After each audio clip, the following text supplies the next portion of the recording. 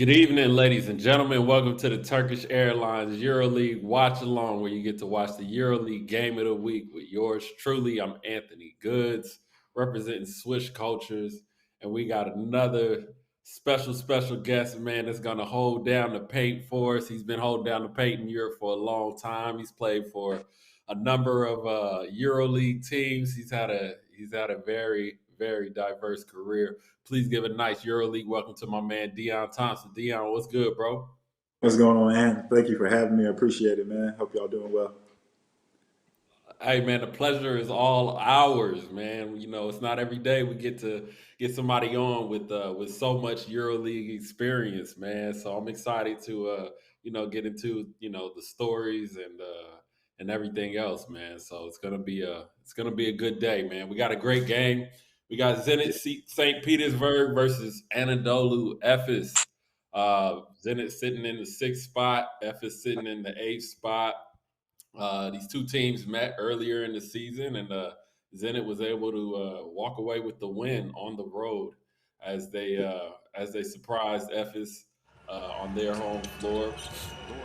But I'm pretty sure it's gonna weigh in the minds of Efes today as they look to overcome that loss where Zenit had an outstanding shooting performance, shooting 64% from two and 45 from deep in that game.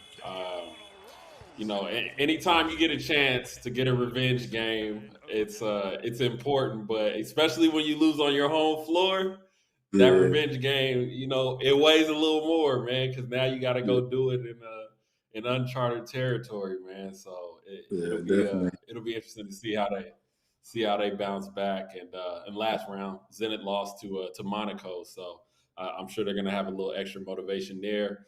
Efes won against Panathinaikos in the last seconds, last game, 82-81. It was a close Crazy. game throughout, and it was the last three-pointer by Adrian Mowerman that was able to seal the win for him as we have it right there. I mean, you can't leave him open. You can't leave him open. I mean, at any point in the game, definitely not at the end.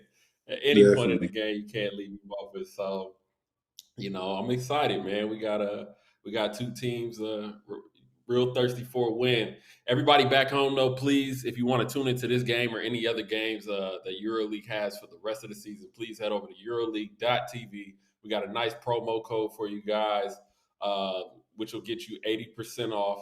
It is 80EL. If you go 80EL, you get 80% off the first payment of the EuroLeague TV subscription.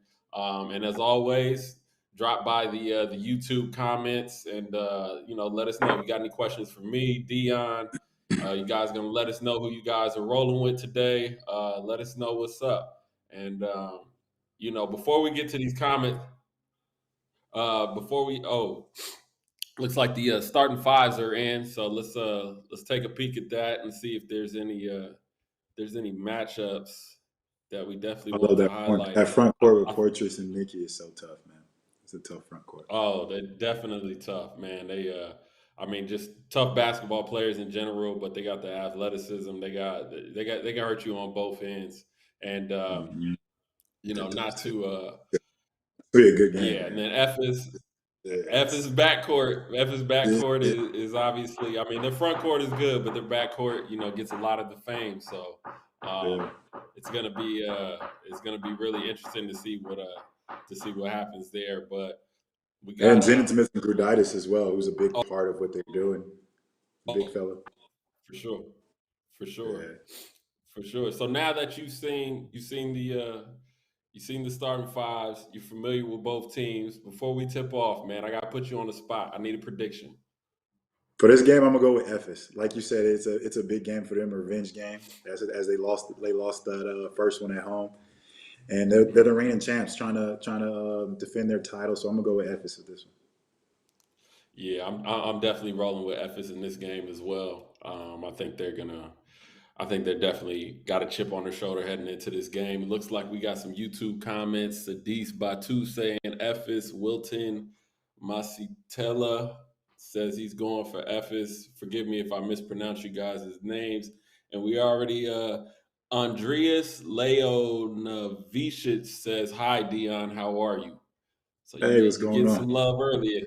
Hey, Getting what's some going on? love No early way. here in the yeah. So it's I gonna be gotta a pull that very interesting time. YouTube. Let me get Yeah, we that got up. the So, comment sections. It's live and hey, let me it's get live that and up as popping well. right now. So Let me get that up as well so I can watch that as well. yeah, I mean, you probably gonna get a lot of love from all over the place, man. I mean, how many countries have you played in up to this point? Sometimes I lose count, man. Really, like I sometimes off the top of my head, sometimes I gotta run it down. So coming out of Carolina, I started off in Greece, and then after Greece, I went to Germany. No, excuse me, I went to Slovenia. Played at Union Okay. Olympia over there, and then I went to Yep. Greece after that. Then I went to China, then to back to Germany, to Turkey, to Serbia, to Spain. No, excuse me, to Israel, then to Serbia, Hmm. Spain. This past summer I was in Puerto Rico, and then now I'm back here in Spain. So sometimes I lose track, but I've been everywhere, just about everywhere. Nah, man, that's a dope experience, man. And for those of y'all back home, the game has officially tipped off. We are 45 seconds in, 44 seconds in, excuse me, into the opening game, or to this game, I should say. Um, yeah, no, I think when you look back on your career, I mean, even at this point, man, I mean, just having all those experiences, I mean, is going to be a super dope thing as Mickey starts it off with the long two. Yeah, he's tough. He can score inside, outside. That's what I'm He's been saying. He can he's hurt you. definitely had a great career. He was in Real Yeah, recently, and back in there, he's a tough player. yeah, no, for sure, man. So, as a big man, what types of big men do you hate to guard the most? You hate to guard the real I strong mean, ones, the for real me, mobile ones, the stretch. it's always tougher with the big, like the Eddie Tavares, the Tibor Plazas, like the guys who are just Hmm. way bigger than me. Because I'm essentially I'm an undersized 4'5", playing at 6'8" when Hmm. going against 7'1", 7'2" dudes. So that always presents probably the biggest challenge when you go against those footers, definitely. Yeah, yeah, nah, for sure, man. I remember. Oh, you almost knocked it down. I remember as a guard, I used to always Mhm. hate the bigs that would like hedge and reach at the ball at the same time. Cause Yeah, like usually when you yeah, hedge and like you're looking for the next to hate, and I used to always look for that anytime we be doing like scouting reports or anything like that. Like that used to be edges. yeah, just always watching the habits of always The watching the bigs. habits of these bigs, man, is important. Super important. Looks like they're trying to get Jordan Lloyd off early here. Yeah, just got hit with a moving screen. We're on the Yeah. same time, right? I'm at like 7:58 mark. Yeah, yeah, I might be a little bit ahead of you, but not much. It's all good. Um, All right. but I think definitely they're definitely gonna Zenit's definitely gonna have to get Jordan Lloyd going and as well as their bigs, but they're anytime you play against Efes, you gotta put points on the board, man, because Efes can You score got to because bunches. they can score in bunches, and you got that man Rodrigo Ball on your bench, and Hmm. that dude can fill it up with quickness. And then you got Shane Larkin Right. sitting on your bench, so their bench is crazy. Hmm. Um, Yeah, nah, for sure, man, and yeah, so it's like you played for 6 EuroLeague teams. Um, what memories do you have like from those years? Like how is or actually here's a better question. How has EuroLeague changed since, from what you see now to when you first got into EuroLeague years ago? yeah, I mean, one of the biggest things to notice right off rip is just how the grouping of it all. So when I first started playing EuroLeague, they had it like where it was like the four groups, four different groups before the top Mhm. 16, Yeah, yep. and and then the four groups battled out, and the top four teams advanced on, and the bottom two were out. And so that's how one format. And then I remember one year it went to a format where you had the same four different groups, and then the bottom two who didn't advance to the top 16 went down to the EuroCup and played in the round of Yeah, 16 of the yeah. EuroCup. So it's Mhm. definitely just in those whole formats, it's changed. I like how the EuroLeague is now with the whole round robin play, where Right. everybody's playing. I think that you get more games that way, which is really cool. So that's one way it's definitely changed. And then also, I just think now you just have like the teams that are just more that are just there that are just in there year round that have those, I guess, the A license they call them now, where there's not so Hmm. many changing of teams. Because I remember back in before it was like if you won your domestic league, you were able to get in the EuroLeague that way. Right, So like right, right. the winner, I think it's still like that for the Adriatic League. I think between the Serbian teams who win the Adriatic League, I think Hmm. they get that automatic ticket into the EuroLeague. Um, but I remember back in the day, like for Spain, I think it was the top four teams got in. Germany, whoever won the German league got in the EuroLeague, um, and so that's changing that aspect as well. So Yeah. No, I like how they're doing it now, and I remember all the the grouping and stuff like that. I think that makes a difference mm, as well. And then like I think with the way the structure is for EuroLeague now, like you get a piece of every team. You know what I'm saying along the yeah, way in the regular season. So it makes yeah, it makes it a little better. Once playoffs hit, you've at least mm. seen everybody and got a feel. Was there a particular team you like playing for the most? Um, I mean, I've been really fortunate enough to play for some really good teams, like good organizations. So it's always hard to Hmm. say that favorite one, but I think it always just goes to like where Right. you have the most success at. And first time I made it to the EuroLeague playoffs was with Zalgiris, and that time there was really cool. I mean, EuroLeague playing in EuroLeague playoffs, the atmosphere that the Zalgiris fans create, it was definitely one Right. that was really memorable. My time in Alba Berlin was really good because I was probably like my most successful season personally. And then we were able to advance to the Mhm. top 16 that year. And I had a really good year in the EuroLeague. So I think when you think about memories, it always comes to like the success and like the type of success you have with those teams Yeah, or yeah, yeah, individuals, for sure. ones that stick out the most. Yeah, nah, that's a fact. That's Nietzsche, definitely a fact. and You got Nietzsche He's tough, man. is tough. Michi, It's so cool to see him how yeah, much Michi. he's improved over the years. Because I played with him one year in Bayern Munich, my first or Hmm. second year. I think it was my second year, but he's just evolved so much over time, man. It's really cool to see his success and how much better he's really gotten. Yeah, we've had a couple guys on the show that played with him, in those early days, and they always speak Mm, to how like, one of the things is his confidence. You know what I mean? And I think yeah, confidence is such a huge thing for any basketball player, but sometimes it just takes that one coach that's gonna yeah, kind of give you that freedom that you need, and exactly. that's all you need to kind of like grow into who you end up becoming. You know what I mean? Yeah, Um, exactly, exactly. but yeah, nah, but he's definitely a pleasure to watch. And I see some comments asking about where you could watch the stream. You could head over to EuroLeague.tv. We have a promo code 80EL. That is the number 8, the number 0, E and L. You'll get 80% off the first payment of a EuroLeague for your EuroLeague TV subscription. And of course, if you need more info or want to follow the stats online, you can head over to EuroLeague.net. And we're sitting here about halfway through the first quarter, and it's a 6-6 game. Yeah, Oh, right. shots are a little off at the moment. It looks like, but uh, Yeah. both teams are getting really good You looks. know, yeah, nah, for sure. But I think it's kind of usually how it goes, especially, this type of game where, there's playoff implications and things of Hey, that nature. I mean, both teams prepared and, they're going to come out and defend early on.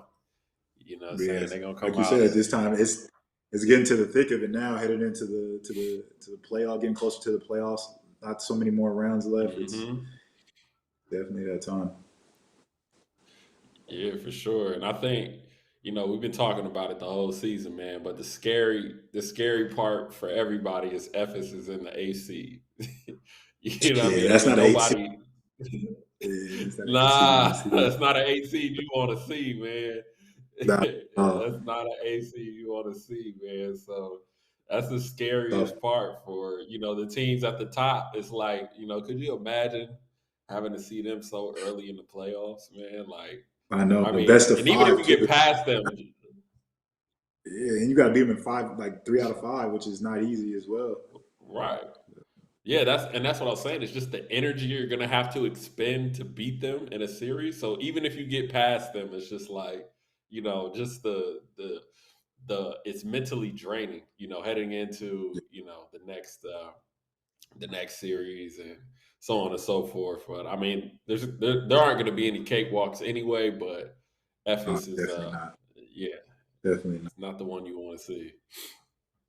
Definitely not the one you want to see. Do you where was your favorite place to play on the road when you were in EuroLeague in your EuroLeague career? Um, Tel Aviv. Tel Aviv is probably Tel Aviv, the best one. Yeah, I think the atmosphere they create there is real special. Obviously, the gym is always packed.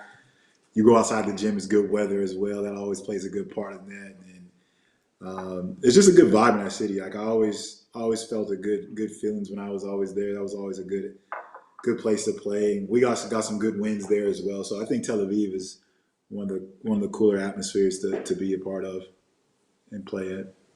yeah. Yeah, definitely, man. Tel Aviv is definitely it's a special place to play. And it's funny, man. I spent 3 years playing in Israel, and like it's like that with a Mm. lot of teams in Israel, as you know. But Yeah. it's just I've never played in Greece, so it's just like I see Greece or I see, and I've been to some Partizan games and stuff like that, and it's like I see these Mm. atmospheres, and sometimes it shocks me that people say that like Tel Aviv is one of their favorite places to play because of the atmosphere. You know what I'm saying? It's Yeah. there's Yeah. just so many dope atmospheres all over, man. Yeah, that's true. Very true. I mean, it's hard to pinpoint because I mean that the atmosphere of Partizan versus Red Star, which is crazy. It wasn't a EuroLeague game, but like that's just Right. those are those special atmospheres that growing up in Special. America, and we don't see that kind of rivalry in sports where it's like, I mean, Hmm. we have Duke Carolina, but that's I feel like that's so much more civilized compared to like what's going down in like Partizan versus Red Star, Panathinaikos versus Right. Olympiacos. Just because I feel like it's such like a real part hatred there that you can kind of feel that it's for. Yeah, nah, for sure, man. It definitely is. It runs a lot deeper in the it runs a lot deeper in Europe, man. But it looks like, man, both of these teams are coming out. They're Yeah, they coming starting to hit out. shots They're now. coming out firing now. Now they're starting to make some Yeah, shots. They going yeah. back and forth. Light work on the Mm-hmm. block. All right, Simone.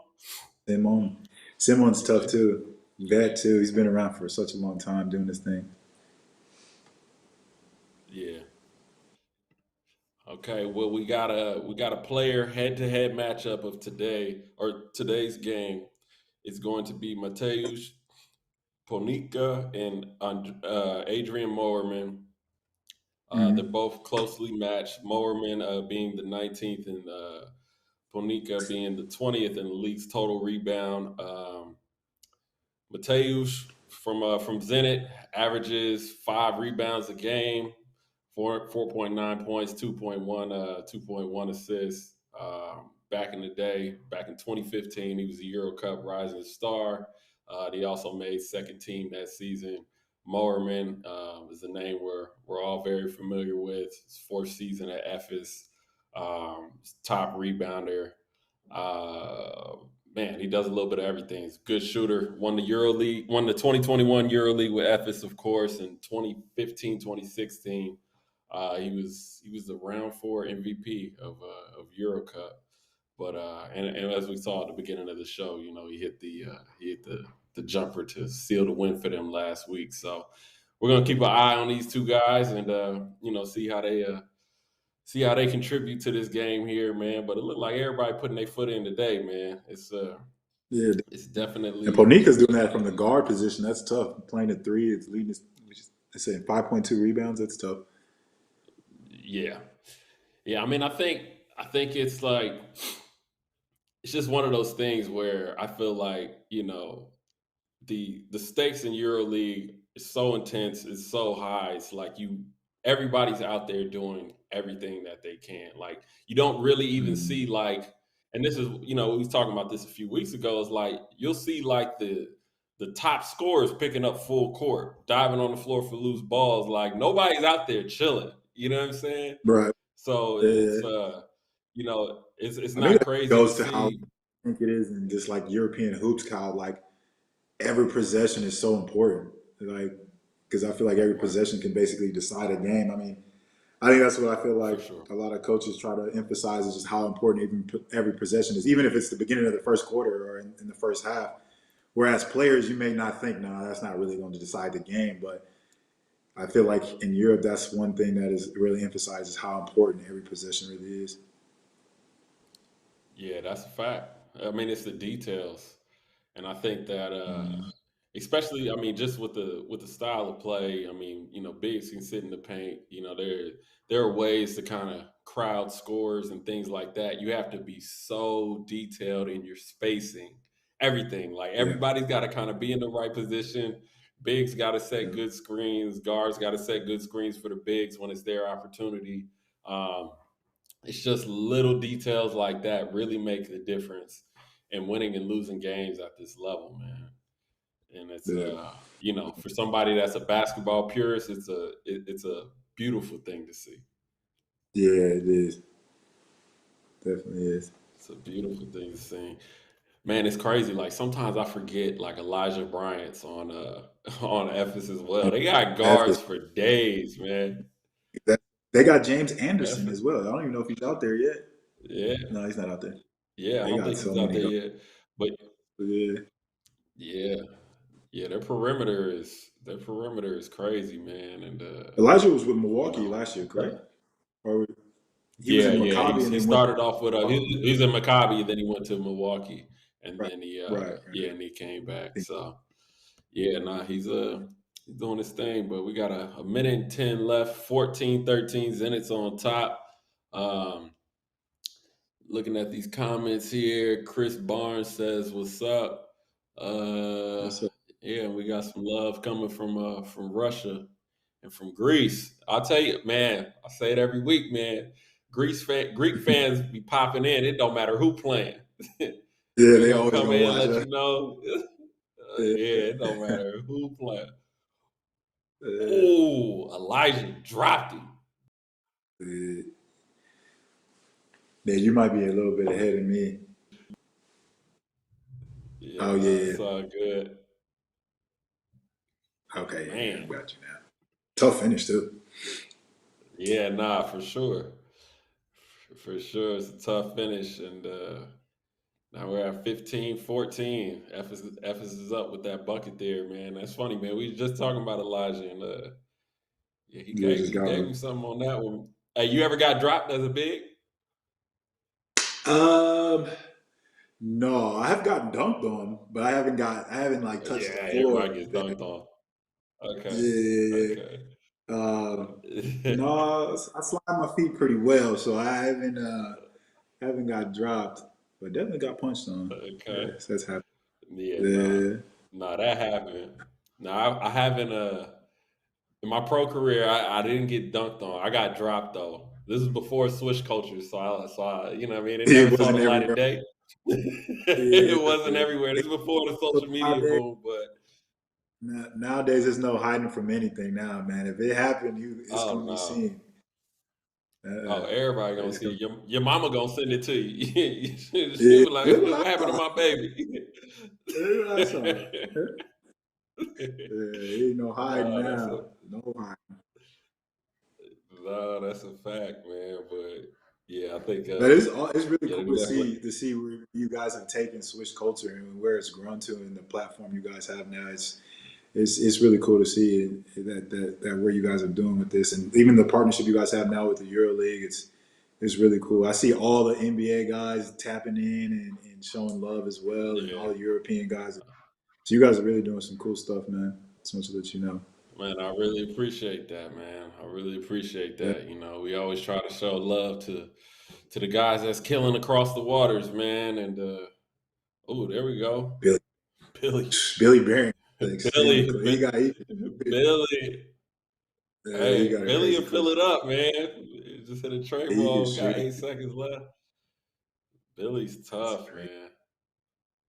Rodri right back Oh, in the quarter. Roddy, right back, man. They shooting. That's the end Yeah, of the this first is good. quarter. They starting to warm up now, man. It's looking good. That's the end of the first quarter. We got a score of 18-17. Anadolu Efes is up against Zenit. It became a shootout towards the end of that one, but everybody back home, please don't forget to sign up for EuroLeague Fantasy Challenge. It is the fantasy league for the EuroLeague. You can head over to fantasychallenge.euroleague.net. You can play with your friends, buy and trade players, own your own team. It's a great chance to have some fun and win some prizes. Here's the best possible team you could have picked in round 22. As you see, John Brown, who had an amazing game. 6 steals. Lorenzo Brown, seven steals last game. John Brown God coming in at dang. 10.9 credits. Lorenzo Brown coming at 13.2 credits. Maldo Low will cost you 9.2 credits. Wade Baldwin at 10.9. And Ante Zizic is going to cost you 13.1 credits. So here's another question we ask everybody that comes on the show. If you were drafting a fantasy team, who are you drafting out the EuroLeague first? Who's your first pick? I'll probably go Nikola Mirotic probably first. My first pick. I feel like he's always. I know the PIR stuff is very big in Europe, and I feel like his PIR Mhm. is always through the roof. So I'll probably take him number one. For sure. I don't think you can't go wrong there. I mean, Yeah, he's Mr. Efficient, man, and I mean, there's just so many yeah, things I love about his game. But yeah, he's tough. You yeah. He's smart. can't go He can wrong shoot there it. at all. Yeah. So And we you, got who was your first pick? my first pick. Man, in the past I've said Miritich. Hmm. I mean, if I'm drafting a fantasy team, I'll probably have to go to Miritich for the stats, right? But if I'm playing Right. like real life GM, let's just say we're playing real life GM, I'm taking Okay, it changes. yeah.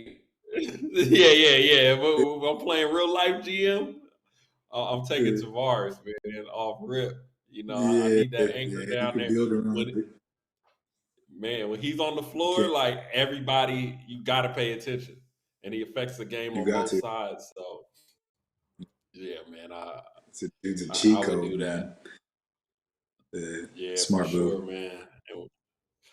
Yeah, and the second quarter has gotten underway. Chris Singleton drives to the basket and looked like he got stripped. Got a score of 18-17. Okay, let's see. We got some comments here. Mm. Hussein Mateen says, "Go Zenit beat Ephes." He says Jan Vesley and Nando DeColo are the biggest basketball players. Nando's another one. He'd be a great fantasy league Yeah, pickup. yeah, that would be a good one to pick up too. Yeah, that would be a good one. He's a great fantasy league pickup. Forgot about Mm. Nando, man, since he's been out. But He's been yeah, out, nah, right? he's Yeah. yeah. But he's another. And I think one thing to mention here with Zenit though is missing Shabazz Napier. You know what I mean, and them Yeah, being able to he's hold been down out the for six the season. spot. Yeah, he's been out Yeah, since the beginning. So yeah, I think just getting him back. I've heard that he's he's close to coming back. At some Right. point this It was season. something with his So foot I or mean, something, once right? he, yeah, I think it was a foot or an ankle. Um, Oh, okay.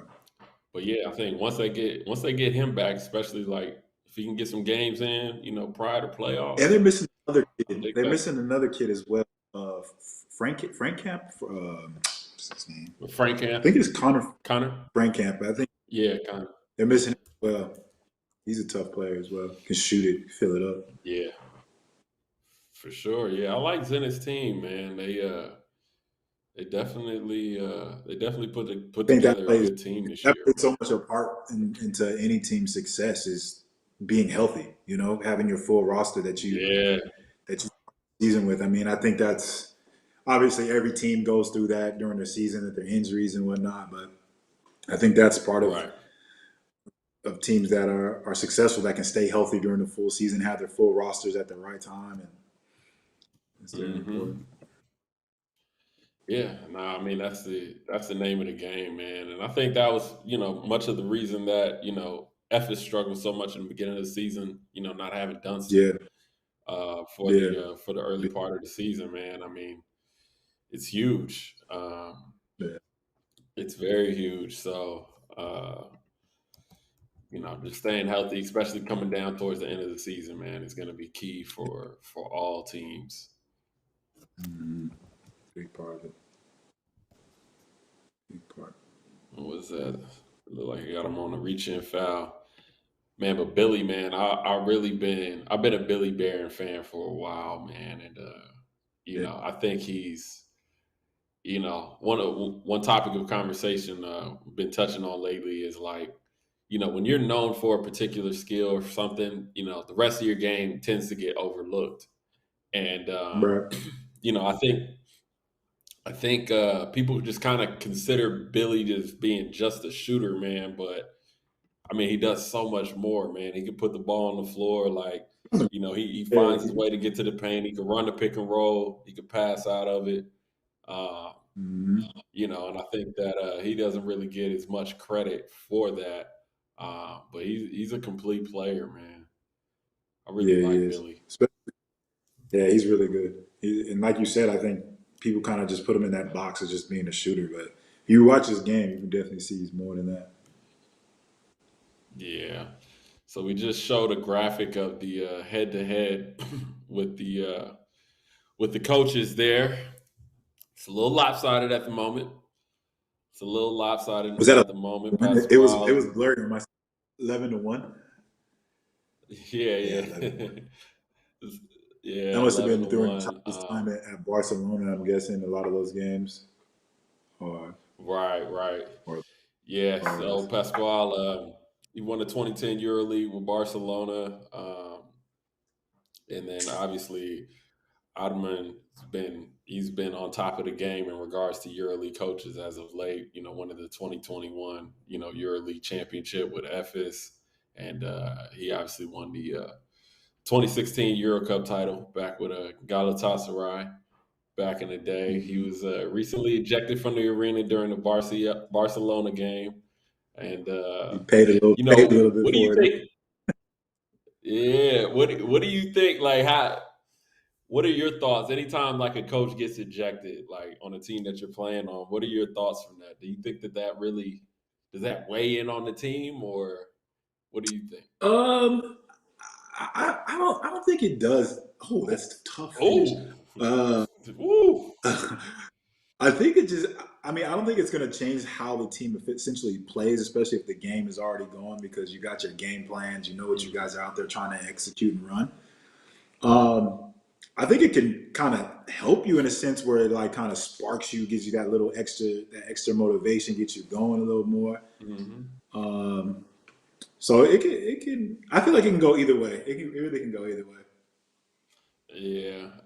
I mean, I look at it in those moments. You're really gonna see how much the team really rocks with the assistant coach. You know what I'm saying? That's when Yes. the relationship with the assistant coach is really gonna start Yeah. weighing in. You know what I'm saying? Because in Yeah. teams when the head coach goes, in times when the head coach goes out, like you know, on teams where you had that great, where the players had that great relationship with the assistant coach. It's, it is They be kind of looking like, at him all like, right, man, look, put yeah. me in. Right. But, sometimes, Fortress is but, all over it could these days. be Poitras. Yeah, he's all over right now, getting a bunch of bang outs. But yeah, anytime Yeah, I that could that see it. happens, man, it can definitely be tricky, man. It Yeah, can it can. definitely be tricky. Ooh, right Dunston back. right back. Let's Okay. go. This We is have a getting little dunk this is getting contest here. in Yeah, game. nah, they going at it, man. They going at it 26-23. We got us a real nice game here now. We got halfway through the second quarter. Look at that. We were just It's a good talking about his find. ball handling and Right. abilities. Yeah. Look at that. That's That's that's tough. a good find, man. Because I mean, a player like that, you got to play him so tight. I mean, Billy You has got 3 assists right now.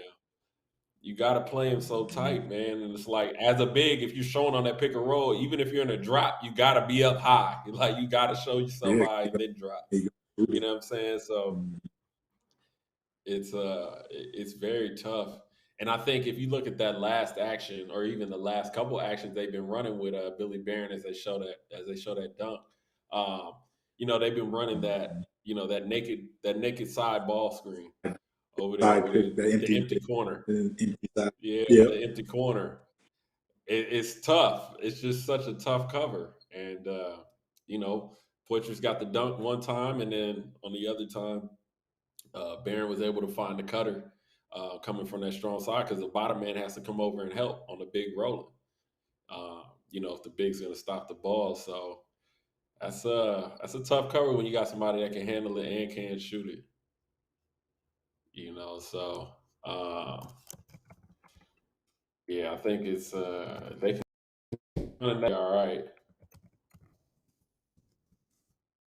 It's definitely got to keep moving, man. But that dunk by Poitras, yep, that dunk by Poitras is crazy.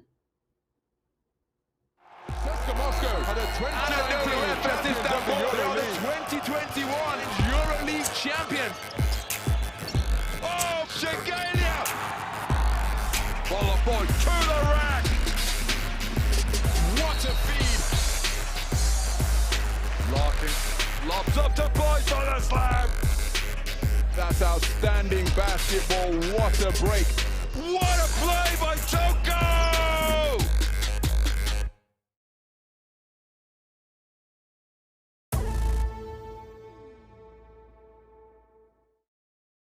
As they say in Texas Hold'em, it's time to go all in. Sleva Bonagema! All the time! The assistencia! And they are not backing into postseason play. They have just knocked the door off its hinges, haven't they? Oh, what drama!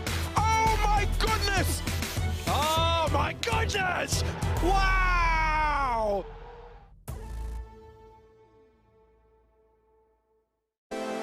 Lloyd for 3, and it is good! Oh, at the buzzer! Jordan Lloyd, what a bucket! Jordan Lloyd! There's a new talisman at Zenit St. Petersburg, a key addition looking to take the club to the next level. Zenit's on the up and up. They had a unbelievable season last year, and you can tell the club is trying to get somewhere, and I just want to be a part of that. It's a winning club. I mean, last year you saw what they did, and I think we're just trying to build on that. I always want to be a part of something that could potentially be a special team, and I definitely think we can do that here. The 28-year-old has been electric so far, leading the team in both points and assists. That's impressive basketball. First practices, you can see that this is a very talented guy, very talented, very good, physically strong as a guard, quick with the changing of direction, with the movements. Every year he will be better because of the experience he will gain. Definitely for him last season was a good experience in Red Star. But I remember him also from Valencia 2 years ago. He was there. He has amazing, talent for scoring. he's a good addition to our squad. I think he's a great player, great personality, good character. We are very, very happy that he's with us. I think he's one player that is growing up year by year, season by season. He's a clear EuroLeague player, and we are very happy that together he will make one step more in his basketball life. I want to be on a team that I can say we won a lot of games, made to the playoffs, made the Final Four. That'll be big for me, especially after a tough year last year for me personally. Myself, I had a great year, but to me, it's more important to win games. So I want to be at a club that's on the projected path, winning a lot of games, winning championships, as tough as that may come. And that's kind of my goal. Is more so I'm looking more of a, in the wins and losses columns, the championships, not so much as what can I do. So honestly, whatever the team needs, whatever they need me to do, that's what I'm gonna do.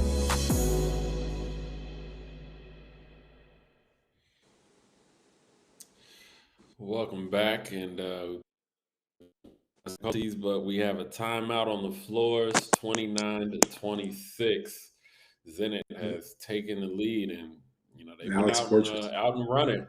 Poitras, man, he's out there. He's all over the rims today, baby. Yeah, he is. That's a tough cover, and those pick and rolls. They keep running that empty side pick and roll. That's a tough play to guard. Nah, it really is, man. Especially when you got, when you have an athlete like that coming down the lane, rolling. It's tough because if the defense is a second late, it could be a lob, and then you're just defenseless. So, Efes is gonna have to they're gonna have to figure that one out because then it's been having success with it, with Lloyd running it and. I feel like it's always such a tough play to guard. Like, do you just switch that? Like, empty side pick and roll, or you just gotta. Yeah, it's tough. I think the best way to defend it is to not let them get so low on the floor. Like once they get low, like free throw line extended low. It's over. You got to push them higher up the floor. You push that guard higher up the floor, then he has less space. Mickey that's on the guard to get closer, have that contact with him. Yeah, he got to contact early. Like as soon as he crosses half, you got to start making contact so he can't get the position that he wants. Because once they start walking you down, it's just too much. It's too much to handle. So. With the left. the lefty. Hey. Was that luck or skill? That's skill though. I think he got that. I think he got that in his bag. I think he got that in his bag. I gotta see that again. I think he is a lefty though. Yeah? So I think he is lefty. Okay. Oh yeah, that's right. All right. So never mind. That's in his bag. It's in his bag. I'm tripping. I was about to say, man. That's lefties always catch you off guard sometimes, man.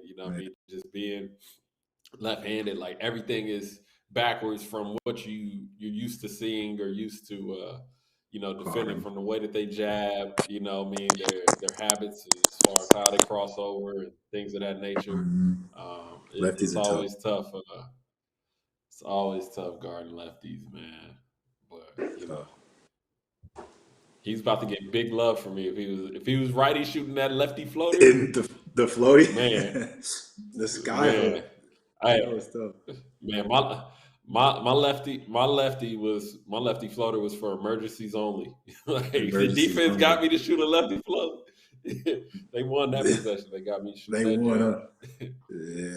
Yeah. About the same in the block. If I go to the left, I'm shooting a turnaround jumper with that left can be suspect at times. Hey, you got to know yourself, man. Hey, you got to play to your strengths. Know yourself, the more successful you're going to be. Yeah. You got to play to your strengths.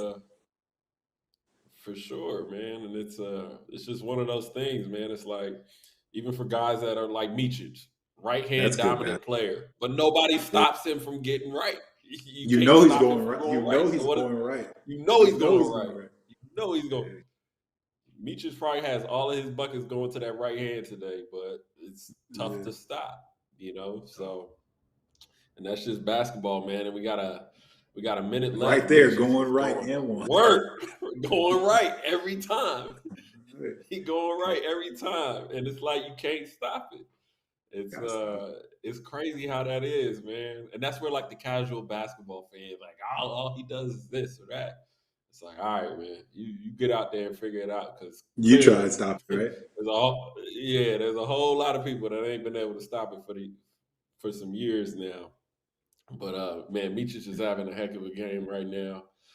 As he goes to the free throw line after that and one. He's got Efes up 35-32 with 1:06 left. But yeah, man, it's Micic, man. When he gets it going, man, he's just tough. It's just So so at this again, point in time in the season, who's your leading candidate for MVP? Mirotic. Mirotic. Barca's in first place. Yeah, I can see that. Mirotic he's been a monster, the entire season. Yeah, I would go with Mirotic. But yeah, you got anybody else? That is I mean, if there was a close second, I mean, if I love what Mike James is doing in Monaco. I mean, the team's first year in the EuroLeague. I mean, for sure. Obviously, the adversity he went through last year in Cheska, and now he's there in Monaco, and they're on the berth. They're fighting for a playoff spot, and I mean, you get into the playoffs, anything can happen. So, I think he's definitely in the conversation, because I mean, you take him off. I feel like you take Mirotic off that team, I think Barca's still just as good. I mean, maybe they're not first place good, but I think that they're still good. They're still a good competitive team. Yeah, they're still a competitive very team, good. for sure. And if you take Mike off of Monaco, they got pieces between. This is different for sure. A lot different. I mean, that's always a tough debate with the MVP talk. It's like, is it MVP?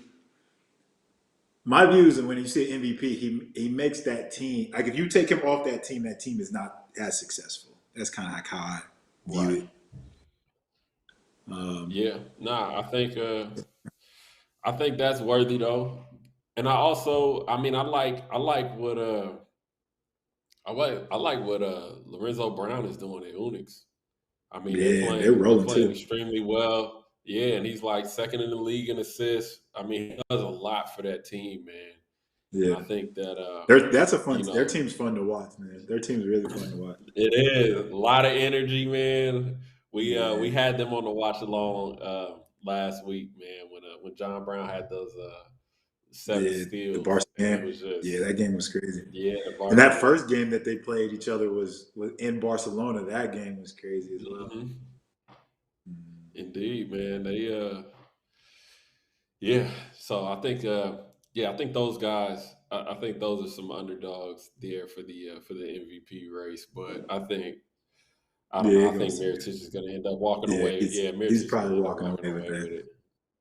Yeah, he's going to get MVP. John Brown, Defensive Player of the Year, and without a doubt. Yeah, I think. What other awards in the EuroLeague have? There's no 6-man anymore. They got the first for the young boys, team, right? Rising Stars. Don't they have the Rising Stars? Yeah.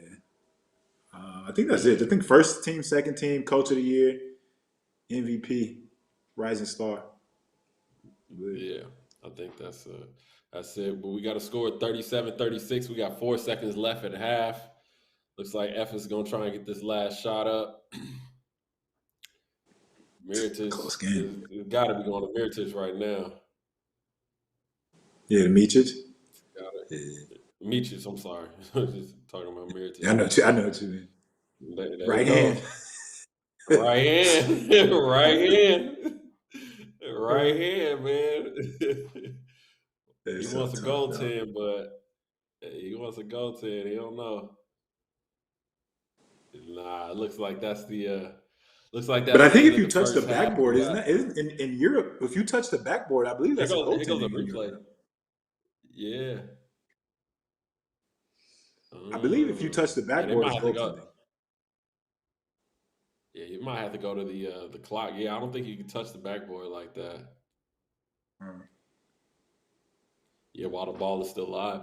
I think oh, I don't even think they're going to the okay. Well, that's the end of the first half. We got a 37-36. We got a really, really close game. We got a very close game here in the first half. A lot of big plays, a lot of dunks. Poitras's doing his thing for Zenit. Micic holding it down. Poitras got 10 points, 5 boards early in this game. Micic is leading Efes with 10 points, 3 rebounds, 3 assists, 2 steals. He's all over the place. So we're gonna see how these guys adjust coming into the second half. But until then, let's see what else is going on around EuroLeague. As they say in Texas Hold'em, it's time to go all in. Sleva Benajema! All the time! The assistencia! And they are not backing into postseason play. They have just knocked the door off its hinges, haven't they? Oh, what drama! Oh my goodness! Oh my goodness! Wow!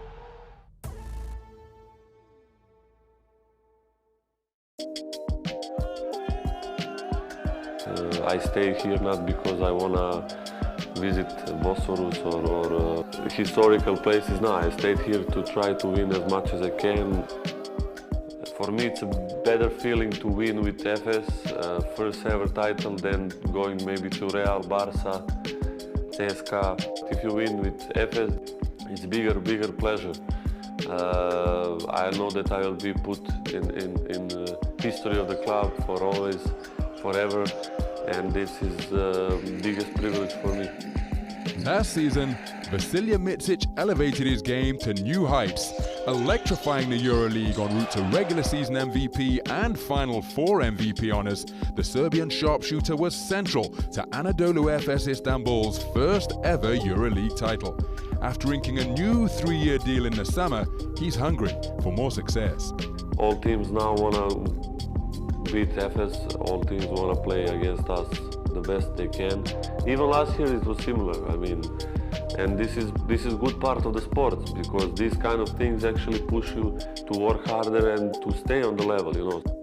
When he came in our team, he was a backup player in the first year, but every day, every game, he improved, and finally he gets this MVP title. I'm very happy for him, and of course, it was very important for the team. He is one of the most important key for our success.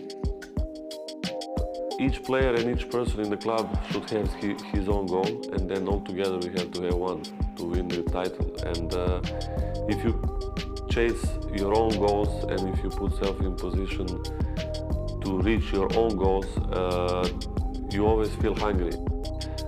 If you think that now, okay, we can relax, we can chill, no. I mean, you have always a reason to be motivated and to feel that hungriness to repeat one more time. He's got to pull the trigger. Oh, ho, ho, ho!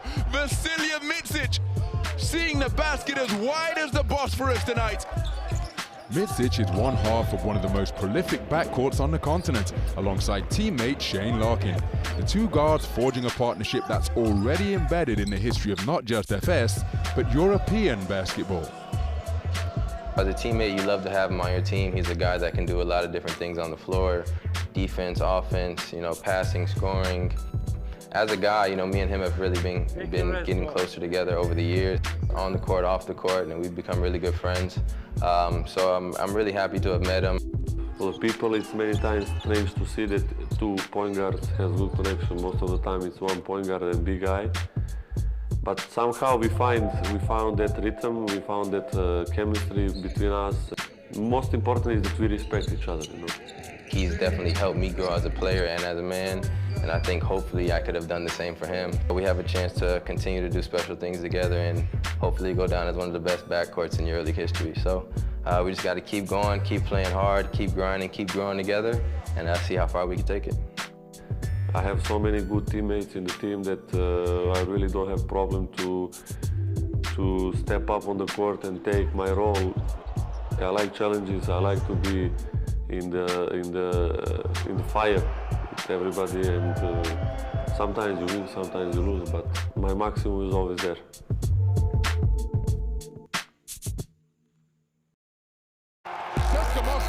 Anadolu Efes Istanbul are the 2021 EuroLeague champions. Oh, Shagalia! Ball boy to the rack. What a feed! Larkin lobs up to Boyce on the slam. That's outstanding basketball. What a break! What a play by Toko!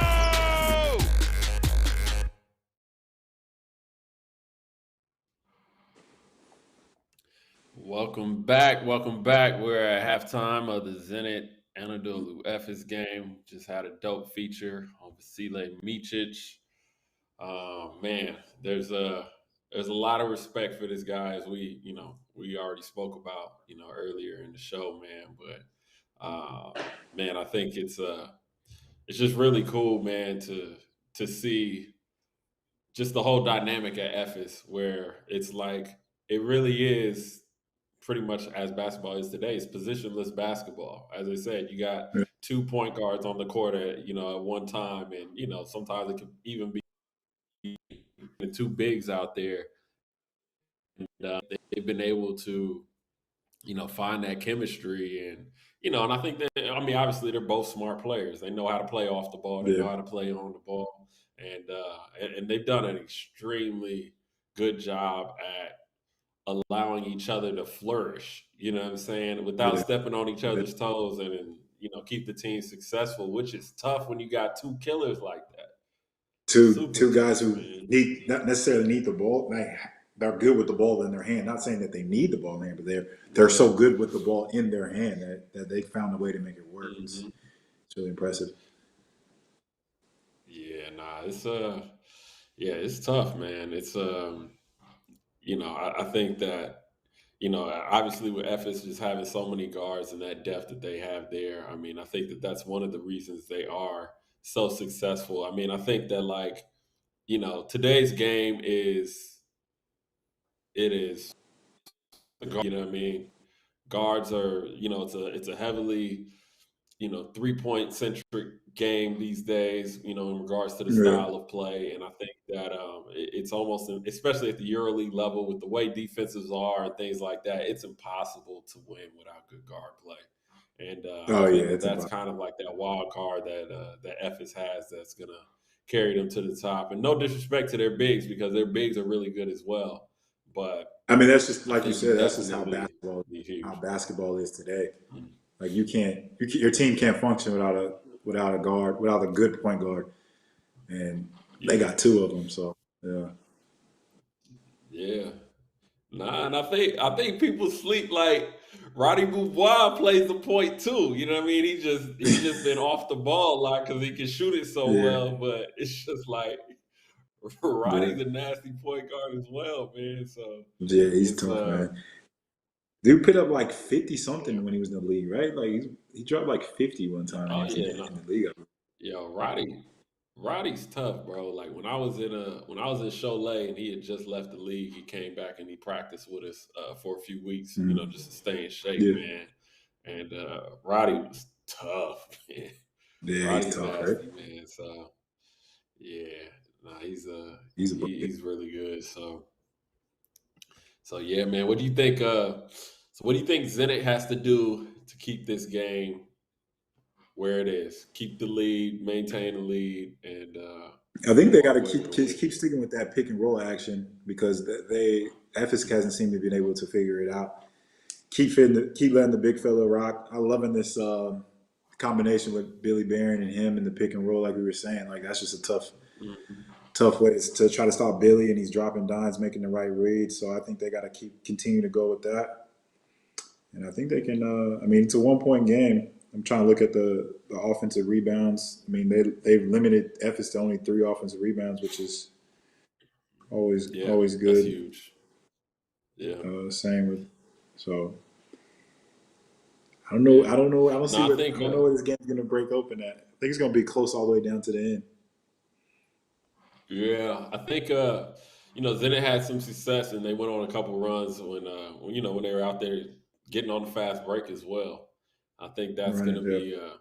that's gonna be big for them too. I think like keeping the pace a little higher, I think will probably suit them a little better, as opposed to just letting Efes, set up and trying to chop you up, in the half Yeah. court.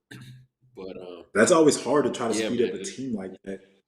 To speed up a team with yeah, such good guards, because when you start pressuring them, that's when yeah. they just start getting in their bag and they just go. Mm-hmm. No, that's a Uh, fact. But I think too, I didn't though, realize you can kind. Shane Larkin wasn't playing tonight. I didn't realize he wasn't playing. Yeah, he's not in action today. He's not in action today. But I think in regards to the speed, I think like if you play with a little more of a tempo, then that empty corner ball screen is a lot harder to defend. It's much easier Yeah, when you got it set, you know it's coming, that type of thing. everybody. But Yeah, if you can kind of flow Mhm. into it and then just start moving the ball, and then like Zenit has so many shooters. Um, You're right. I think they'll be all right, man. So man, a guy we're missing today from Zenit also is Gudaitis, big man. Yeah, Gudaitis. Yes, saw him on the big man before the game. He was on the sidelines. Yeah, that's a tough cover Yeah, too. he's That's a tough tough. cover. Yeah, He's big body tough, man. inside, I got think soft hands. hmm yeah, I think he's definitely missed out there, man. And I think kind of like you said, man. When everybody's healthy, man, that's when Yeah, you'll really be able to see who. Man, I think I'll be excited, man. I want to see every team healthy towards the end of the season, and yeah, may the best team win from there. I think that yeah. would be That's how you want to see it. yeah, that'll be the dopest thing. And everybody back home, please continue to leave your comments and in the comment section on YouTube. I see we got a lot of Efes fans here, Zoom Root, and man, I can't read your name in Russian, but I see you're an Efes fan, so hello to Russia. Um, but yeah, man, I mean, we got a close game. You know what I mean? I usually give guys discounts. You want to go back on your prediction earlier, or you a man of your word? You know what I mean? We can No, we I'm can gonna stay. make I'm gonna this stay. change I'm at gonna stay. halftime. No, All no, right, no. I all can't right, do. all right, all No, right, all right. I'm just checking. I'm I'm gonna, just checking. I'm gonna stick with it. I mean, if they count that goaltending at the end, I mean, Ephes is up. They'll be up one, but they Right. obviously didn't count it. So I'm staying with my guys. I'm staying with them. Yeah. No, I'm staying with Efes too, man. I've been impressed with Zenit though. Been impressed with Yeah, Zenit in this first half, but I'm definitely rolling with Efes. So I mean, this would be big yeah, implication. I man. mean, if Ephes wins, they'll go to 11-10, and then Zenit will hmm fall to 12-8, which this playoff race is extremely tight. Yeah. Nah, it's getting really tight, man. It's gonna come down, and then you got Monaco back there, and uh, Mm-hmm. Bayern and Bayern, Fener, you can Fenerbahce. never sleep on Fenerbahce, and Never. Especially when Nando's back. I mhm. think Fener's gonna be back on everybody's heels. So we got the standings here. As you can see, who's in it coming in there sixth place, man. But man, my sleeper this entire season, Olympiacos, baby. Yeah, they've Olympiacos. started We off great. must protect this house. Man, they don't lose at Yeah. home, man. We must Tough protect this environment, man. house. Tough environment to play in. Yeah, man. They're playing really well. Yeah, nah, for sure, man. So who's your final four? Who you think making it to the final four? Final four. I think I got to go with the two Spanish teams. I mean, obviously, if they don't match up with each other, which obviously I don't think they will, them being first and second. I think this might be one of the best Real Madrid teams we've seen in a while. I feel like. I mean, I feel like Really? they're yeah. We just played them recently, and they're getting back now. Anthony Randolph and Trey Tompkins hmm just signed Gabriel hmm Deck. hmm Um, They're tough. They're definitely a tough team. I think their front court with Yabusele, Tavares, it's Yeah. definitely tough. But I'm gonna go Barca Madrid as my one and two. And then 3 and 4 is tough. I think Milan is the one to win it this year. Honestly, I really feel like this Okay. is their year. Okay. I feel like this is their year. I feel like they've been close so many times. I think this is their year. Okay. And then I'll in my last spot. If they can get healthy, I'm gonna go with the reigning champs as that last spot. Yeah, I mean, I'm gonna go with Efes that Okay. last spot. Yeah. All right. Your final four? All right. Yeah. So my final four, I had both Spanish teams. I got Milan getting. I had Olympiacos early sneaking in there. I had them early sneaking in there, so I got them getting in there, and I think this is Barcelona's revenge year.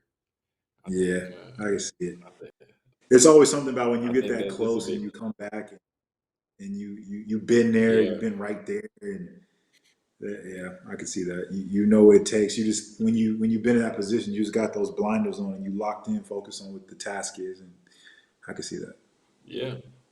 Yeah, and for everybody back home, the second half has gotten underway. We're a minute into the second half. We still have a score of 37-36, and watch this on EuroLeague TV.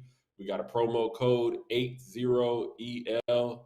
The number 8, the number 0, EL is the promo code. This is the last week we'll be running this promo to get 80% off the first month's payment for EuroLeague TV. So please head over to EuroLeague.tv and sign up as got to score 39-36 here. But yeah, man, I think with Barca, man, I think obviously just being so close is just one thing, but the thing I really liked is when Calathes was out, it really gave a chance for the young guys to come in and flourish and get some big. Jokubitis is nasty. He's tough. Young He fella's stepped up tough. huge. Provitola's getting a lot of good minutes. I think that really helps. And there goes Zenit. They out and running. They running. You Telling you, said pick man, up they that can get tempo. out and run. Yeah, they can pick up that tempo. Get out there and start running. Force some turnovers, man. Now they got a 5-point lead. Back to Look like back. they got another one. Yep. Of the hustle. Oh, they gave it back to him. Gave it back to him. Cherry pick. All right. Yeah, nah, man. But Zenit's definitely got to keep that pace going like that. Yeah. We got Roddy Bobois second half as well. This is a different starting five they have here in the second half as well. Roddy started. Did this is yeah. He did start. He started. He started, but I think Efes is just one of those teams that just likes to hang around. Oh my goodness, what happened there? Efes is one of those teams that just likes to hang around, and then they just gonna turn up on you in the fourth quarter. Yeah. Yeah, he's you definitely don't want to let them hang around too much. So, man, how was it playing for SARS? How was it playing for SARS back at Yeah, he was he's probably one of the best coaches I've had the experience of playing for. I think tactically he's really, really impressive. This is how I feel like he always knew the game plan of how to attack a team offensively, defensively. And I feel like one of the things that he was really good was that it was just preparing the guys. It was just having us prepared to know what we're going to run, like how we're going to defend, and you stick to it. And like regardless of what happens, like you stick to it. And I think that just made it easier to hold guys accountable because like if you know who's supposed to be where defensively, you know whose mistake it was or who didn't set the screen at the right place, then get that person open. It was just easier to hold people accountable because you know what you were supposed to do in a sense. So he was definitely one of the best coaches I had an opportunity to play for.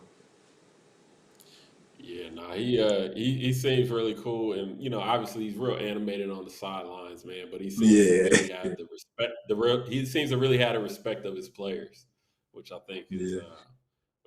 really I think one thing important. I And think it's I learned as a younger player is just like you can't really listen to how, especially in Europe, that's for sure. You can't really listen to how the coach is saying things to you. You got to like try to hear what right, he's actually saying, you know. And I exactly. think that kind of helps a lot. If you don't just, if you kind of just like I said, put your pride, like don't think you're getting yelled at, but just try to hear what the messages he's trying to say and not how he's saying it. Can always, Right. you know. Yeah, because Oh, I think especially that's a good pass, especially in the states. In regards to English, I mean we deal so much with tone. You know what I mean? Like yeah. tone is so important, and like a lot of Mhm. that gets a lot lost in translation when it's somebody's second language. You know what I mean? And I Yeah. think that's kind of a issue. Some American players, when being coached in English, run into is just dealing with the tones of coaches and things of that nature. It's not like anything you've heard in the states before, and Yeah. a lot of times That's you'll right. bump heads because of it. But that's smart. Yeah, you Yeah. gotta pay attention to what's being told as opposed to how it's being said to you. Because Yeah. some That's of these big. coaches, they just gonna scream just to scream. That's just how Just they because. communicate. Yeah. Just because. Yeah, no, for After sure. stepping up defensively now, Kulagin. Yeah, Oh yeah, they stepping up defensively. yeah, they getting some stops. Kulagin was in Dallas. Kulagin was in Dallas for a couple of years, wasn't he? Dimitri Kulagin. I'm not sure if he was in Dallas. I Let's see if think he we can was check for a that real while. quick. I feel like he Yeah. So was somewhere what in the league. growth have you seen in Yokubitis? Because he was there when you were in the Yeah. league back then, right? One thing about him as a young player, he really listens, which is I think it's big for a lot of young players, is to be able to hear and be coachable. And he's like definitely, if you tell him to do something, like get to the foul line, extend it, and set your man up for the pick and roll, he gonna make sure he gets to the foul line, extend it, and do exactly what you ask him to do. So I think he has a really that coachability that a lot of young players sometimes don't have. Think they know it all, they know exactly what they need to do and how to do Mm-hmm. it, but he's a coachable kid and he works hard and I think he knows what he wants and he wants to be good at basketball and like he's focused on that and being in the gym early, putting the work in, staying late. So Mm-hmm. you love to see that out of a young kid and like you said with Nick Calathis being down, this experience he got in these last few rounds and it's been huge for him just to play and make plays at the end Right. of games and I think that just really helps with his growth and it's only going to continue to help him. Yeah. Nah, for sure, man. I think just getting those moments, and I think also, man, just I think we mentioned it a little earlier, man. Just having that faith from your coach to put Yeah. you out there and to Yeah. let you make mistakes, and then let you Grow continue to through make mistakes, and then continue to put him. you out there like that. That goes a huge way, man. And I mean, one of the scariest things is a talented player that has the confidence of his coach. You know Yeah. what I mean? Like That's when he huge. knows he got the green light, you know what I mean? It's tough, Yeah, it man. changes everything. Yeah. Yeah, it changes a lot, man. It's just so crazy. But we are halfway through the third quarter. We got a 7-point lead. Zenit is up, and I can't be the only one surprised by this score here.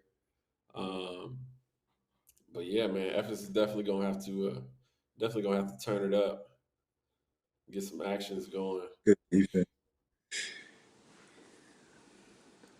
Yeah, that's one thing. That's one Oh, thing I no foul. think with yeah, it was interesting. One thing I think I'm seeing with in the actions with the two teams, man, is like when Zenit is setting its screen, they're getting out of that role a little quicker. You know what I'm saying? Yeah. Ephes is kind of Fortress and like they're a little slow. Yeah, they're a little more slow footed with Poitras out there, and I think that Zenit's just moving with a different pace, in their yeah. offense, in their actions, and I think that is they can see they close to they trying to hold on to this joint. They trying to walk away with this sweep. They They trying trying to to. get that regular season sweep. But like you said, I think like Efes don't really turn it up to that fourth quarter though. I feel like you said, Yeah. Yeah, for sure. their offense is very stagnant though. As you said, it's just pass, stand. Yeah, no, they did. Yeah, then they got to create something. You know what I mean? Like Elijah's creating Oh, there, and Michic had to do on the last possession. It's yeah. tough. They're not really flowing, man. They're not really flowing. They definitely look a little out of rhythm right now. Yeah. And Billy. and that's Billy. And that's another key key component to Zenit's success is like even when things get slow, you could just run a stack for one of your shooters. You know what I'm saying? To get some motion. You know what I mean? It's like, everything doesn't have to be pick and roll. Like, you know what I mean? You can Yeah. work so much just off down screens and different actions like that. And I feel like everything, I mean, I guess that's basketball now. Everything is so much pick and roll. But they got those shooters with Jordan Lloyd, Billy Barron. They can just send them off screens. Yeah. Yeah, because I mean, that's definitely an action. Like when you got guards coming or big time shooters coming off down screens, like for Yeah, sure we one got person's not helping, if not two people. in and out. The left hook in the paint. That left hook. What they call? We got a 9-point game, man, just like that. Offensive foul on Singleton, pushing it back, I believe. On Mickey on the rebound. It's so funny, man, how many times every player does it, but like those type of foul calls, you never think it's your foul, but you be pushing them, but you don't even realize you're doing it. You know what I'm saying? You're right. Because it's not like a blatant push, but it's just enough. It's a little chicken wing to get the board, but nobody fouls. Nobody fouls. Nobody fouls. That thing is cash, bro. Dang. Billy's tough, man. They need a 12 bucket. point Yeah, game. they need a bucket right here. They haven't scored in the last F 4 is possessions. down. Yeah, They need one right now. Yeah, they struggling right now. Everything is like Everything is one-on-one. Yeah, it's one-on-one right now, man. They're just spreading it out. Yeah, they got to get something else going. It's crazy because you wouldn't think like a team like Efes would have, a stagnant offense like that, offensive troubles like that, at this point in the game. Yeah. Obviously, Obviously, when I have a Shane out there, obviously changes that. I think that's where Shane is so good one-on-one that you can stand and watch him just break somebody down and create. But Yeah. He's for sure. And I think with Shane's speed too, everything just moves at a faster pace because he's going fast. So it's like everybody has to kind of move a little faster. You know what I'm saying? Whereas Meech is a little more methodical. You know what I'm saying? He's going to really hurt you in the half court. So the team plays a little slower to play to his strengths. But yeah, they definitely everything's real one-on-one. stagnant right now. There we go. You got to close out at least. They needed that bucket. Quick bucket. Yeah, they did. They needed that. Okay, so we got 2 minutes left. 10-point game. Look like Carousel is hurt over there. Carousel is hurt, a little hurt on the sideline. But yeah, let's check out our head-to-head matchup with Mateusz Ponika and Adrian Mowerman. And Mowerman is sitting with 7 points, 3 rebounds, and Ponika is yet to score. So that's the head-to-head matchup right now. But we got a 10-point game, minute and 36 left, and Efes has a lot of work ahead of them. They've been struggling. Defensively. Especially in games that they've lost at 3 and 6 when when they give up close to 80 points. I think they're averaging. They're allowing an average of 79 points a game, and they're 3 and 6 when the opponent score at least 80. So You know, it's I don't imagine there's another push. Yeah, you better call that Another, one. Yes, you fouled him. right? Yeah. It's like you fouled him, bro. Like everybody saw that. I saw that from the States. It's like, come on, man. But yeah, I don't think they're gonna give up 80 points here, but yeah, they've definitely been having some defensive struggles. Yeah. And I don't know why Dunston's not getting more minutes. Yeah, especially with the matchup with the Portrace and Mickey in there. I feel like definitely more Yeah, big. yeah, for sure. For sure. I would definitely have Dunston in there a little more. But what do I know? You know what I mean? That's why he's on the sideline. He has a vision. That's why I'm here, and that's why he's there. You ever consider coaching? I go back and forth on it. It's I don't know. I mean, I love the game. You know what I mean? I love being around, teams and stuff like that. But yeah, I'm kind of enjoying being away from the game at the moment and not being in the gym every day because, as you know, man, basketball is a everyday thing, and that gym is your office every single day. Yeah, that's real. So That's definitely real. And as a coach, you definitely feel like at least as a player, you can kind of when you leave the gym. I mean, obviously, you go home, you do your recovery stuff, normatech and stuff. But I think as a coach, you continue when you're home, like doing scouting reports, trying to think of the practice plan for the next day, like strategies, everything. Yeah, for sure. It's definitely tough. Meech's is everything is going through Meech's right Zenit's now. defending, man. They are Zenit's playing great defending. defense. Yeah, they cutting off angles. That's a tough bucket.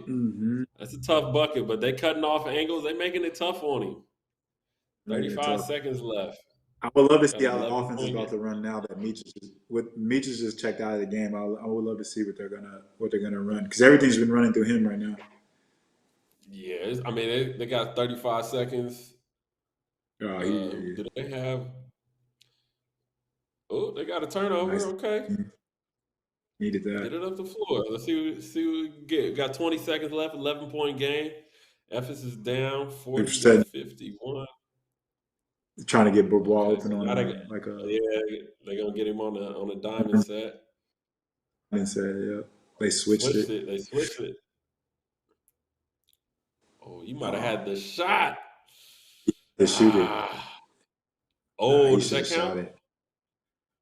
Yeah, I think it Did he did. get He that had off to the see. He time? needed to take. Let's see if he got it off. Delay. Nah, I don't think he got that I don't off. think he did. I don't think he got I that don't think he did. off. I don't think he got that off. No, he did. It was in No, your he did. hands. He did. Dang. Okay, so we're gonna go into this third quarter with a score of 51-40. 51-40. As we're at the third quarter break, let me remind you guys to go check out the EuroLeague Fantasy Challenge. It's free of charge. Buy, trade players, own your own teams, have a chance to win and play against friends.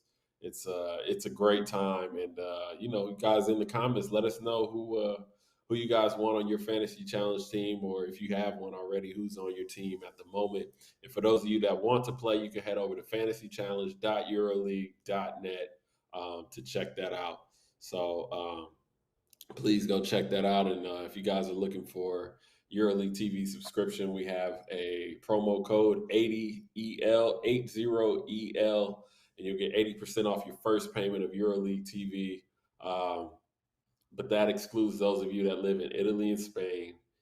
And this is only running for another week. So now is your time to get that off. So here we go, man. So there's no 11-point play.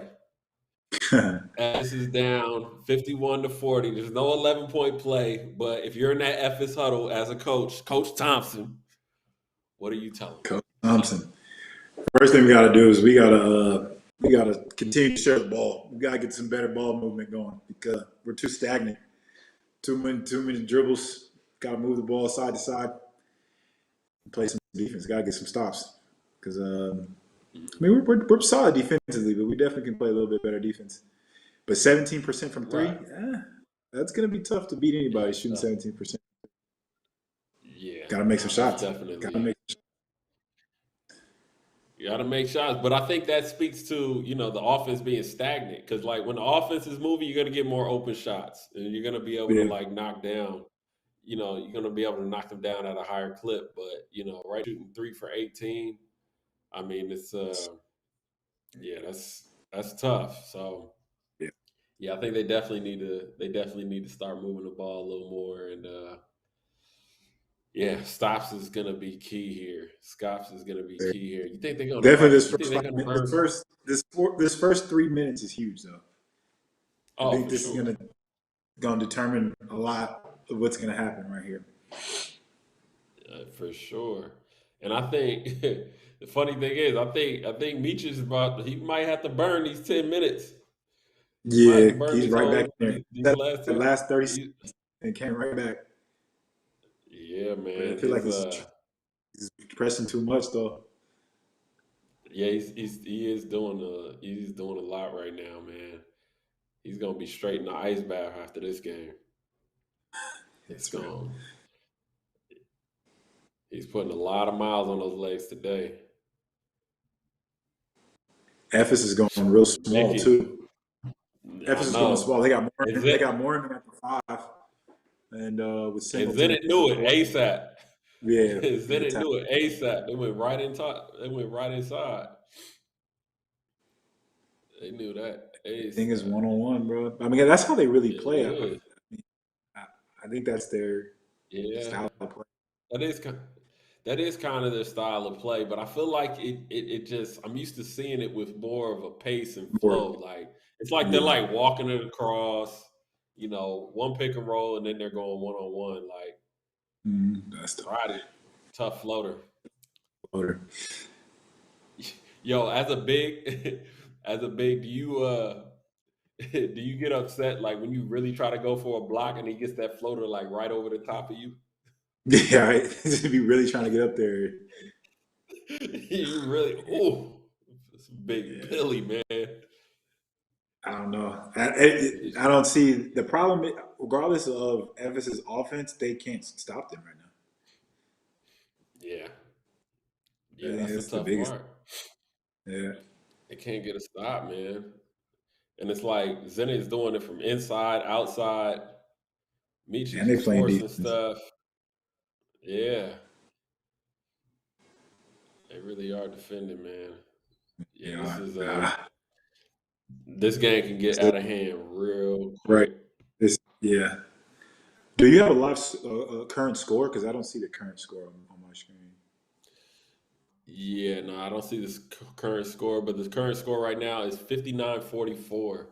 Zenit is up 15 with a little less than I said the first 3 minutes. I guess it was the first 2 minutes, 1:30. Yeah. And these boys ain't playing, man. 15 points. So, like, you got to think about it, man. Heading into playoffs, this is big. It's good to, it's good for the team morale. I just found can't stop him. Inbound. Like, is there even any on scenario the baseline outs, man? Is there any scenario Efes doesn't make the playoffs? That's a good question. I mean, Finner making a run. That's good ball. Monica. Good. Yeah. Yeah, they're finally starting to starting to show a little bit of life, but we got 46. Got plenty of time. 59. Oh. Yeah, they got plenty of time. Plenty of time. Still 13 minutes left, but they got to get stops. If they don't get stops, I mean, it's gonna be over before we know it. Man, if you hit that, Jordan. I was about to say. Yeah. If he hit, Jordan's been kind of quiet tonight. Yeah. Jordan's been a little quiet tonight. He's got 8 points. He's got 8 assists. He's got 8 assists, big, though. 1 turnover. Yeah, he's definitely he's been quiet in and your regards team to is scoring, but and your team is up too, so I'm sure he'll take it. Yeah, for sure. 59-46. And one. And one. I needed that. There it goes. They Hey, needed just that. get Hey, man, they get this thing under 10. This thing under 10, it'll be. get it to Chid. It could get real interesting. It could get real interesting, man. Get it to 10. Yeah, man. But yo, so we had a couple of your former teammates on the Watchalong. We had Charles Jenkins and Bryce Taylor. Oh, good guys, man. Yeah, man. Good guys. So you know, two of all my this favorite teams. Say it again. Yeah, no, they're great guys, but it's like all this fantasy challenge talk. Like if I had like a watch along team, Yeah. I'd be nice. Oh, it'd be crazy. We have a good team, huh? It would, man. Yeah, I think you had some good guys. crazy, Last man. week you had Stephen Lasman on here, right? Yeah. Gani Lawal. Yeah. I've had a lot of guys, man. But Yeah. yeah, we got man, Poitras just keeps putting it on, man. 62-48. 16. We got 6 minutes left. Get it to 10. I mean, just get it to 10. By under five, down 10. Yeah. Gotta get it. This offense Get doesn't our look run. good. I know. And I think, another thing is too is just just playing at home too. That gives you that added advantage. Every little bucket. Try to walk him Missed down. that one. They're fighting though. He did. Yeah, they are. You get them offensive rebounds late in the game. Offensive rebounds always hurt, man. But late in the game, it feels different. That's hurt. Trey ball. That one hurt. Kulagin. That one hurt. That one hurt. He's got a 17-point game now, 65-48. That one hurt. Man. There we go. Another Trey ball. Meach is back on. Okay, so we 14-point game, halfway through the fourth quarter, 65-51. Realize those of you might not be able to see the stats right now, but we'll keep you guys updated on that. As there seems to be a foul on that rebound. But yeah, man. So how was so in EuroCup? You got the MVP of Game 1 in the playoff series, and then you won the MVP of another week. What was that EuroCup season like for you? Yeah, I believe that first year was when I was in Unicaja. We had a really nice team. Like the roster we had was pretty sick. From Josh Adams, Axel Tupon, Melvin Elgin, Frank Elegar, and then obviously our Spanish guys, Jaime Fernandez, Alberto Diaz, Carlos Suarez.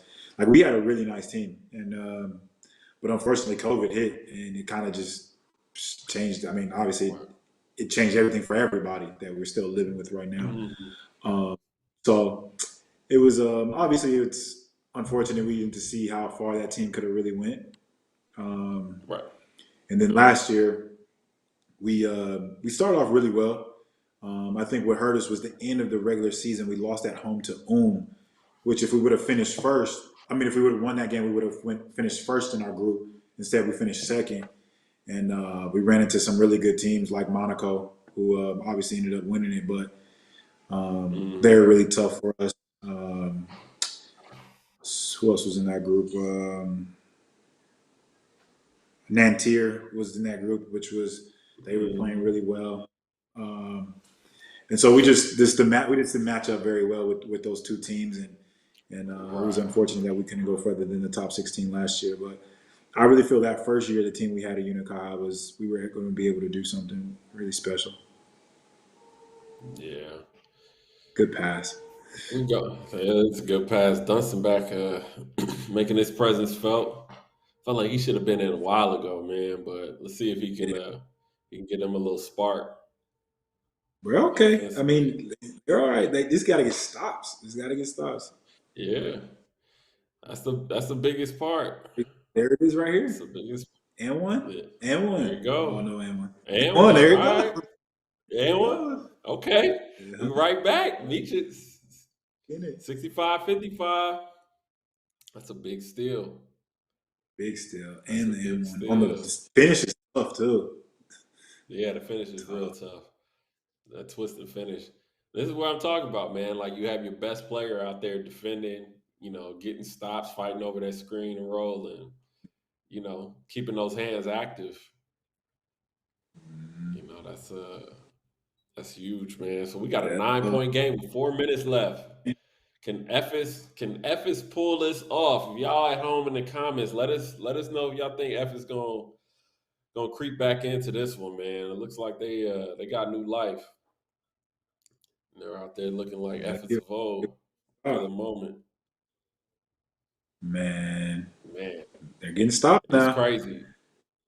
Hey, Dunston was still he was a step above the 3-point line, and he was still probably a little too low. He was still a little too low on that pick and roll. It's crazy, man. Billy's out there. You got to get up. Oh, you want to tech for that? Who you trying to say he was flopping, maybe? Oh, man, I don't know. Because they had guys back, so that wouldn't have been like they If you're a coach, if Efes scores a 3 here, you call a timeout? If Efes scores a 3 here, yeah, I'm definitely calling timeout. I got to break the if he hits the Babal wanted to shoot it too. I wish Duncan and one. And one. You got to call a timeout now. Yeah, you got to call a timeout. And I was just about to say, I think Dunston should have hit Mowerman in the corner. Yeah, I was just about to say that the corner probably would have been the pass I would have wanted him to make, maybe. But I mean, can't argue with the results. And now everybody's gonna have a chat.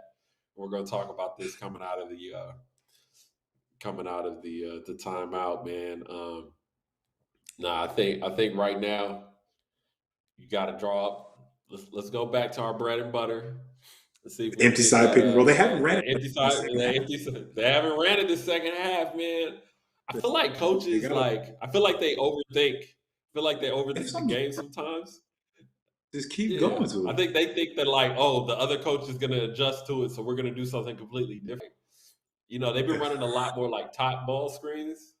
They've been running a lot more top ball screens this half. It hasn't been bad for them, but no, I mean, man, it's back just to what's working. Tough cover.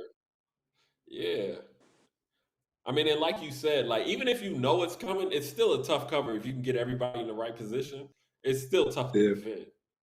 Yeah. I mean, so yeah, if they know it's coming or not, I'll still run it. Yeah, for sure. I mean, they haven't stopped it. Yeah. Now see, F is starting to see daylight. You got life. You got to stop the momentum early. The momentum has stop the bleeding early. The momentum has definitely changed. That's for sure. You got to stop the bleeding early. Stop the bleeding early. So, yeah, I'm interested to see what they run coming out of this this free throw. They're definitely gonna have to adjust. It's gonna be a good 7-point game. We got 3.5 minutes left. 7-point game. At the free throw, what were they arguing about over there? I think something with the time, maybe. One free throw. Yeah, probably. Free throw. Okay. It's a bucket. 6-point game. 3 minutes, 35 seconds left. Let's see what we got over here. Look at him getting down that sideline. Look at him. See, he ran a little too high. They didn't ran it too high. That's what I'm saying. second it was there. Yeah. They ran it That's twice. the thing, man. They didn't play They like how they did. played it in the aggressive. Oh, is that an and one or no? I think they called it on the ground. Oh, it's on the ground. Okay. On the ground, yeah. They didn't attack it like they were. Nah, but that's what I was saying. Like, if you get it lower, like almost back him down to like free throw line extended. Like, if that big's not going to step out, it's over. Like, you're going to turn that corner every time, and the help got to come from the top or the bottom. So you run it too high, man. It's tough. Oh, they got the stack. Billy coming off. They defended that well. He had poor. Efes look they got a little bit more energy. Oh, big tray ball. He went under. Lagging. Big tray ball. Back up to 9 points. Under 3 to play. God, that hurts. That one hurt. That one hurt. It does, man. Look at him. They deny. Good rotation. Oh, that's tough. Easy bucket. Easy bucket. Here we go. 2.5 left. 2.5 left. We got a 7-point game. Let's see what Jordan gonna have to go to work. He gonna have to create something for others. Keep it moving. They going to Kulagin. Switch. He told me clear out. He hit one. Clear out. To the cup. Oh. Clean it up then. Poitras's having himself a game. How much he got? Let me see here. Poitras got 21 points, 9 rebounds. 9 rebounds. He got 4 offensive rebounds. Tough. That's huge. I think they only had 3 at the half, too. I felt. Yeah, they did. They got 9 as a team now. 29 PRR. Yeah. Yeah, Poitras having a really good game. Man, so Efes called a timeout, down 9, 70-61. And they were right there. Yeah. That Kulagin 3 really hurt. That one was big. Yeah, it did. It did. That was timely, man. Timely bucket. You know, and it's funny, man. You look at like, okay, Kulagin has 9 points right now. And that's like kind of like the thing with Europe is like you can have a 9-point game and have had an impact, like a big impact. It's like when did those 9 points come? You know what I mean? Yeah, the timing of those 9 points are huge, man. That was a big tray ball for them. I feel like he's taking the responsibility in his last few possessions as well. The ball in his hand. Oh, for sure. Attacking the basket, taking shots. For sure, man. And it's like one thing I think is dope is like it's no hesitation. Like he's playing definitely he's confident. Yeah, I mean, he's 1 for 8 from 2, but you wouldn't realize that. Though. You wouldn't know it. Nah. By the way he's moving, you would not know. That's a good shot. Oh, it was a good shot. You can't. You live with that. That's a good look. Yeah, you live with that. Yeah. That's a good. That's what you wanted out of the timeout, obviously. For sure. For sure. 70-61. We got under 2 minutes to go in this game. 70-61, a 9-point lead for Zenit. Let's see if they can hold on to this, or if Efes can force some turnovers, speed this game up. Yeah, they're gonna speed it up. We're running out of time. Yeah, they run out of time. This one might be over. I don't know if they're coming back now. This one might be over. They just saying. I mean, offensively, shooting air balls and stuff, not getting buckets either. Right. Yeah, Zenit just got to play smart. At least don't turn it over. Just get shots up. You know what I mean? Yeah. Let's get some shots up. You're gonna be all right. Corner tray. Missed it. Out and running. Get you a gotta quick go. Offensive. That's a charge one. for sure. Offensive. Got him. That's a charge. That's a smart play, man. That's a smart play. Got him going downhill. Yeah, he's right there, square in the chest. Yeah. Square in the chest. That's a winning play right there. That might seal it. That's ball. That might have sealed That's it, ball ladies game. and gentlemen. Yeah, so all right, so let's take a little peek at these standings now. Okay, so now you're gonna have Zenit move to 13-7, and you're gonna have Efes slip to 10-11. Efes gonna be right down there with Bayern and Monaco in them. Okay, 13-7. Yeah, that puts a lot of pressure on Olympiacos to win. As they who are they facing this time? They're playing next, right? They play today. Red Star, they're getting ready to tip off against Red Star. So that's gonna be a huge game for them. Especially with Olympiacos has been great at home obviously this season, but they if they want to keep that fourth spot, they definitely gonna have to win this one. Yeah. So they lose and they dropping down to fifth, right? And then they lose home court for the playoffs, but obviously there's still a few more rounds left. Yeah, there's still time. And then Barcelona's playing Asvel a little later for those of you that want to check that one out. Find somebody. Man, Zenit, I've been impressed with them defensively, man. Defensively, man, they were everywhere. Yeah, they've been rotating.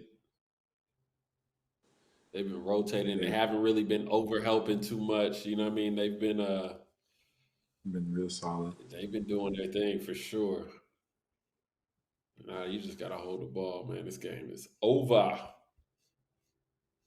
It's so important because I feel like you need the points as well because you don't know what the point spreads can come down. I mean, obviously it doesn't matter if this was a tiebreaker because Zenit had won both games, but I don't know in the EuroLeague the total points they might come into a factor, but I'm not sure.